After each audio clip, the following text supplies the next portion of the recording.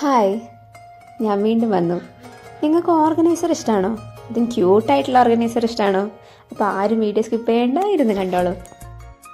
Already നമ്മുടെ വീഡിയോയിൽ കേക്കിൻ്റെ അടിയിൽ ഉണ്ടാവുന്ന കട്ടിയുള്ള കാർഡ്ബോർഡ് വെച്ചിട്ട് ഒരു ഓർഗനൈസർ ഉണ്ടാക്കിയിട്ടുണ്ട്. സെയിം തന്നെ, പക്ഷെ എന്താ കാണാനൊരു വ്യത്യാസം ഉണ്ടെന്നേ ഉള്ളൂ, ചെറിയ ഷേപ്പിൻ്റെ ഒരു വ്യത്യാസം.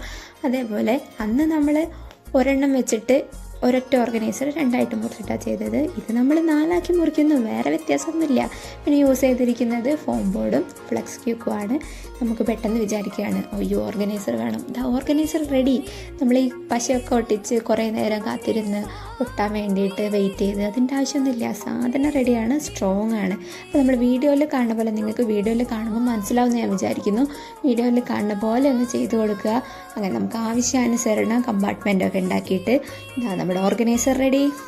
ഒന്നും നോക്കണ്ട, സാധനങ്ങളൊക്കെ വെച്ചോളൂ. ക്യൂട്ടായിട്ടുള്ള ഒരു ഓർഗനൈസർ റെഡി ആയിട്ടുണ്ട്. അപ്പോൾ നിങ്ങൾക്ക് ഈ വീഡിയോ ഇഷ്ടപ്പെട്ടെന്നുണ്ടെങ്കിൽ please subscribe to my channel. പിന്നെ ലൈക്കും കൂടി ഒന്ന് ചെയ്താൽ എനിക്കൊന്ന് സന്തോഷമായി, അത്രയേ ഉള്ളൂ.